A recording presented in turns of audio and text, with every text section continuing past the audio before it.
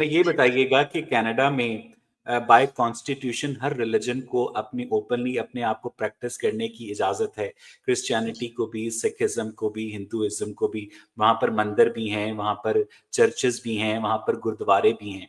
लेकिन इनकी religious practices जो हैं वो सोसाइटी को उस तरह से डिसरप्ट नहीं करती हैं जिस तरह से मुसलमानों की जो रिलीजियस प्रैक्टिसेस हैं, क्योंकि ये अपनी इस्लामिक शरीयत को पूरी सोसाइटी के ऊपर इम्प्लीमेंट करना चाहते हैं। तो जब आपने आवाज उठाई तो आपको डर नहीं लगता, जैसा कि आपने खुद कहा कि मैं गोरों के इलाके में आ गई हूं, कि कोई जो एक्सट्रीमिस्ट किस्म का मुसलमान है वो इस इस्लामिक क्रिटिक की वजह से आप पर फिजिकली असॉल्ट कर सकता है?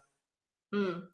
हाँ, नहीं वो खतरा तो मुझे हमेशा रहता है। अच्छा, मुझे सबसे ज़्यादा धमकियाँ एक्चुअली तब आई थी जब मैंने मिस पाकिस्तान किया था, तो उस वक़्त तो किसी के पास मेरा नंबर वगैरह ये दिस इज़ 2008 की बात मैं कर रही हूँ, 2007 की बात कर रही हूँ, सॉरी। हम्म। तो धमकियाँ फिर वो उस ऑर्गेनाइज़ेशन उस बंदी को आती थी, उसका कॉन्टैक्ट वहाँ होता था। मगर मैं ये देख रही थी कि कनाडा में पेजेंट करने के लिए और उस वक़्त उसने एक्चुअली न्यूज़ उसने यानी उसको एक तरह से क्या कह सकते हो आप न्यूज़ बनाने के लिए उन्होंने झूठ लिखा था कि मुसलमान लड़की न्यूज़ ये बनी थी कि मुसलमान बलोच लड़की प्रेसिडेंट मुशर्रफ को सपोर्ट कर रही है। तो वो तो ऐसी वो आग की तरह फैली थी वो न्यूज़ तो खैर तो मेरे बहुत पीछे उस वक़्त पड़ गए थे।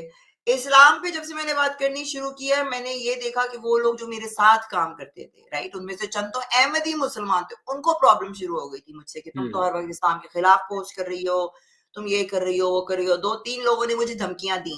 एक बंदा तो एक्चुअली हमने तारिक फ़तेह के साथ यहाँ पर एक इवेंट किया था, वो आया वहाँ पे, वो आया मेरे चक्कर में था, लाइन मारने के लिए, मगर वहाँ आकर उसने आर्मी की बारे में सुन लिया तो मेरे पीछे पड़ गया था फिर वो मुझे धमकियाँ दी, तो मैंने 2-3 लोगों पे यहाँ पुलिस बुलाई है। और फिर उनको 1-2 कॉल्स जाती हैं तो फिर वो मेरा पीछा छोड़ देते हैं। मगर यानी ढूँढना मुश्किल नहीं है किसी को भी। तो ये तो हमारे सर पे लगा रहता है कि यस एनी डे अगर किसी को पता चल जाए, अब जैसे ये अंकल मेरे साथ घूम रहे हैं, अब इनको पता चल जाए कि मैं यहाँ पे मैंने ब्लास्फेमी की हुई है या मैं जो हूँ, कुछ पता नहीं उनका उनका क्या दिमाग हो, राइट?